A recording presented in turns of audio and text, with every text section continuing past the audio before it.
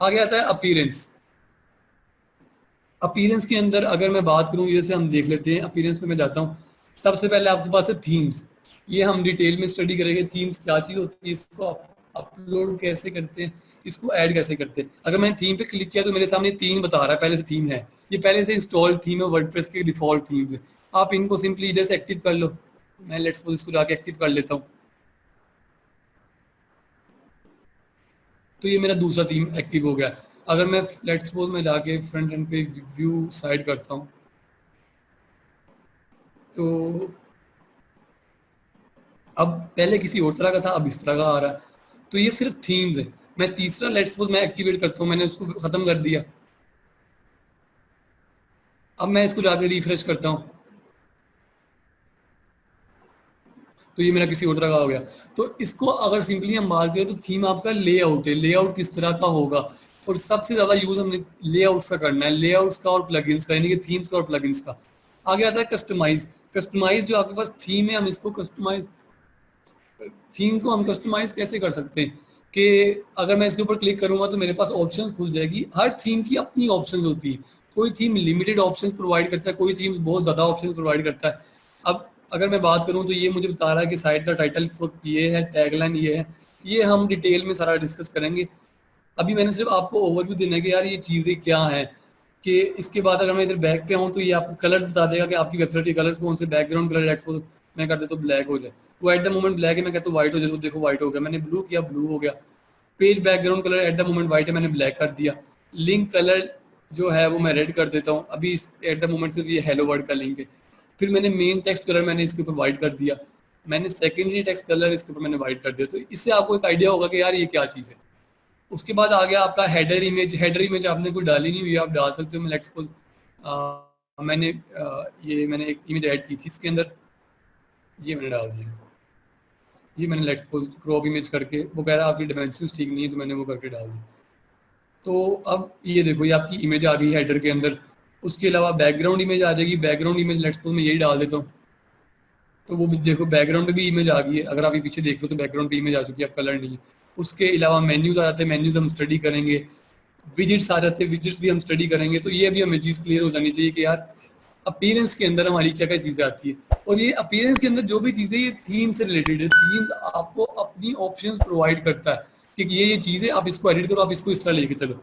आगे आ जाते हैं प्लगइन्स। प्लगइन्स को अगर मैं सिंपली डिफाइन करूँ तो प्लगइन्स एड ऑन्स है। मैं आपको जल्दी से वेबसाइट दिखा देता हूँ, ट्रोलेक्स, एक मिनट जरा मुझे याद नहीं, ये trollexgt.com।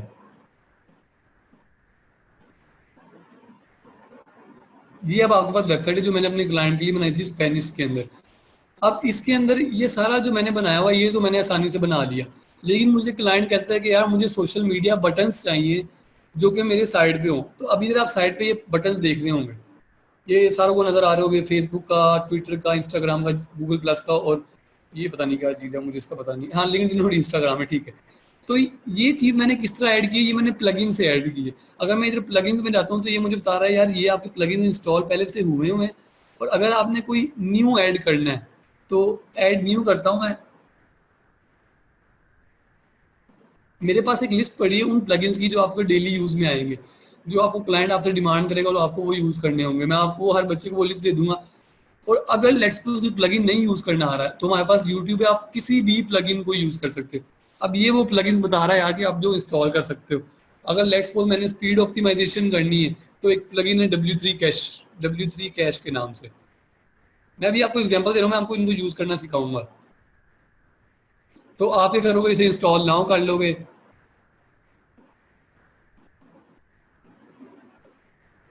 इंस्टॉल हो गया, उसको मैंने एक्टिवेट कर लिया।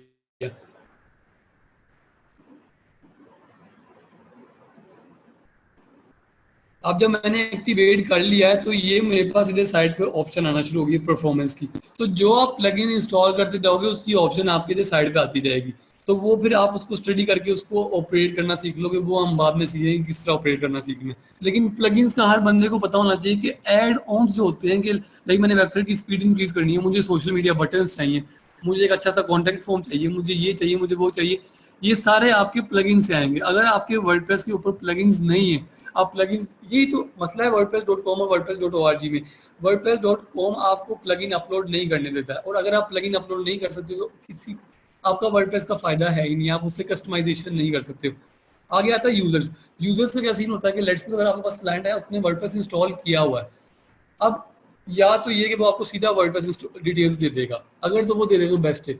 लेकिन कुछ लोग होते हैं जो कि इशू क्रिएट करते हैं कि वो आपकी डिटेल्स चेंज कर देते हैं। ऐसे डेवलपर्स भी बड़े बैठे होते हैं जो आपकी, तो वो क्या करता है, वो करता है जी कि एक नया यूजर सिंपली, यार मैं आपको एग्जांपल देता हूँ, तो अगर दो बंदे मिलकर वेबसाइट चला रहे हैं, एक वेबसाइट है जो दो बंदे मिलकर चला रहे हैं, तो दोनों के पास लॉगिन डिटेल्स हैं।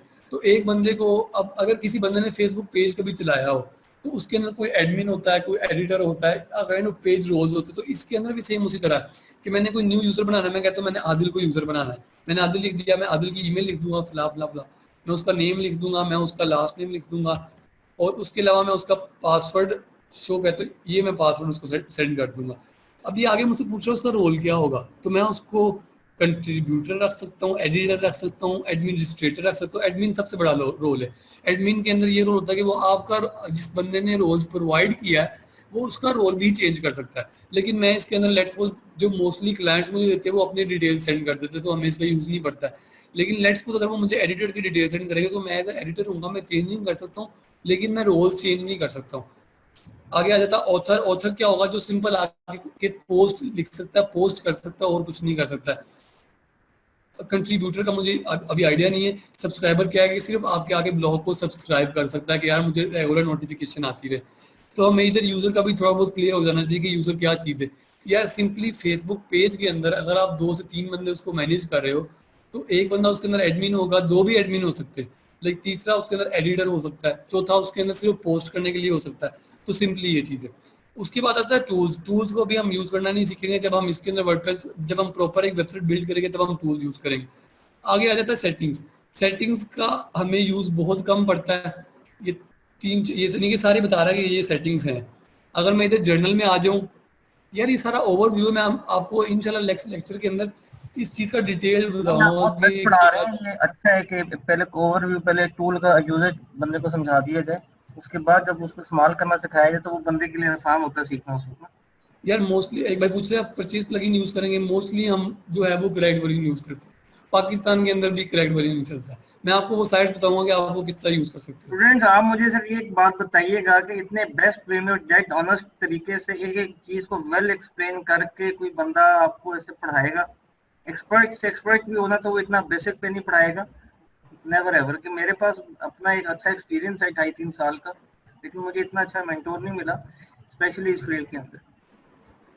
अगर वीडियो एम्बेड करनी हो, यार मैं सारा आपको, हम एक काम करते हैं, हम नेक्स्ट लेक्चर रखते हैं सिर्फ प्लगइन्स और पोस्ट के ऊपर। उससे मैं आपको बड़ा कुछ, और कुछ चीजें और होगी, उससे आपको सब कुछ क्लियर हो जाएगा इंशाल्लाह, आपको टेंशन ना लो उसकी। उसके अलावा 5 मिनट सर बस मेरा, इंशाल्लाह ये जर्नल ओवरव्यू बस खत्म होने को। अब ये आपके पास जर्नल सेटिंग्स, इसके अंदर साइट टाइटल आता है। अभी तो लर्निंग विद अर्निंग लिखा हुआ है, मैं कहता हूँ वूपी कर देते हैं हम। वैसे लर्निंग विद अर्निंग को हम रिप्लेस नहीं कर सकते, तो हम लर्निंग विद अर्निंग ही रहने देते हैं। तो इधर मैंने लर्निंग विद अर्निंग ही रहने दिया। तो उसके अलावा वर्डप्रेस वेबसाइट का यूआरएल आ रहा है, आप उसको थोड़ा बहुत चेंज कर सकते हो। साइट एड्रेस आ रहा है, ईमेल जिसके ऊपर मैंने वर्डप्रेस इंस्टॉल किया था वो आ रहा है, साइट लैंग्वेज आ रही है।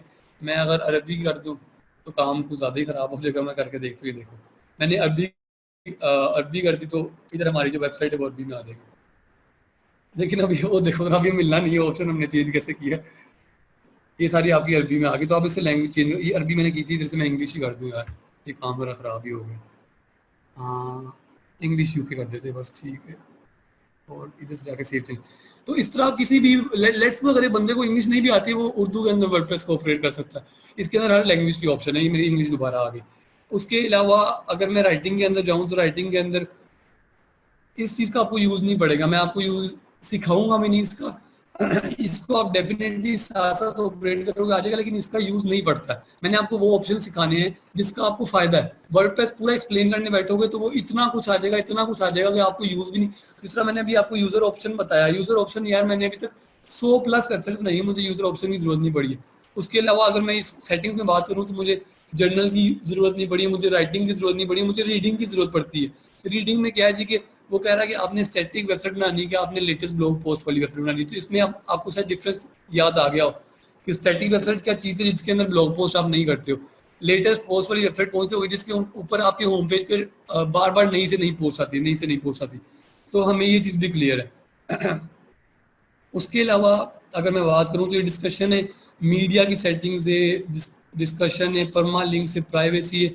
तो इसका यूज़ कुछ नहीं है, सिर्फ हमें इस रीडिंग टैब का यूज़ पड़ेगा क्योंकि हमने उसके अंदर हमने अपना फ्रंट पेज सेलेक्ट करना होता है कि हमने फ्रंट पेज कौन सा बनाना है। वो मैं आपको नेक्स्ट लेक्चर में बताऊंगा।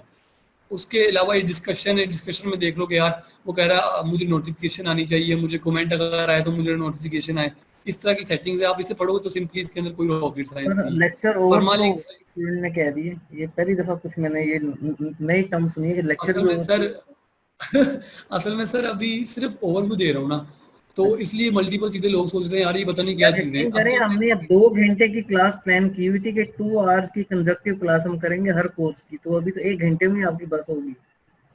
वही मैं कह रहा हूँ सर, अभी जो नई चीजें पढ़ी बड़ी छोटी छोटी चीजें, ये विद द टाइम अभी जब मैं इनको एक्सप्लेन करूंगा तो फिर आपको ईच एंड एवरीथिंग क्लियर हो जाएगी। वो आप इसकी टेंशन ना लो कि ओवरफ्लो हो गया। अभी सिर्फ एक जनरल व्यू देख लें, मैं आपको नेक्स्ट लेक्चर में इनको एक्सप्लेन करूंगा डिटेल में। और मैं अभी सिर्फ मुझे 2 मिनट दे, मैं आपको एक बार दोबारा हल्का सा ना ऊपर से गुजार देता हूँ। लोग भी अजीब होते हैं सर, आप नहीं लोग अजीब नहीं है, वो एक वैसे नंबर वाले क्वेश्चन किया था मैंने वैसे ही। हाँ जी, नए बच्चे तो डेफिनेटली फिर कुछ नहीं होता, हर बंदा बिल्कुल जीरो से सीख के बड़ा होता है। तो ये आपके पास परमालिंक्स की सेटिंग है, ये आपके पास प्राइवेसी की है, और ये आपके पास बस ये। अब सिर्फ मुझे सर 5 मिनट चाहिए, अगर आपके पास हो तो कोई इशू तो नहीं है 5 मिनट? यार वो टाइम हमारा बिल्कुल फिनिश हो गया इस वक्त, देख लो अब बाकी लेक्चर ओवरफ्लो हो रहा है। सर सिर्फ मुझे 5 मिनट दे दे, रिक्वेस्ट है सर। ओके, ये देखें, ये कोई ट्रेनर रिक्वेस्ट करके पहली दफा टाइम मांग रहे हैं और हमेशा मैं कहता हूँ कि रिक्वेस्ट ऑफ कर दें। चलें ठीक है जी।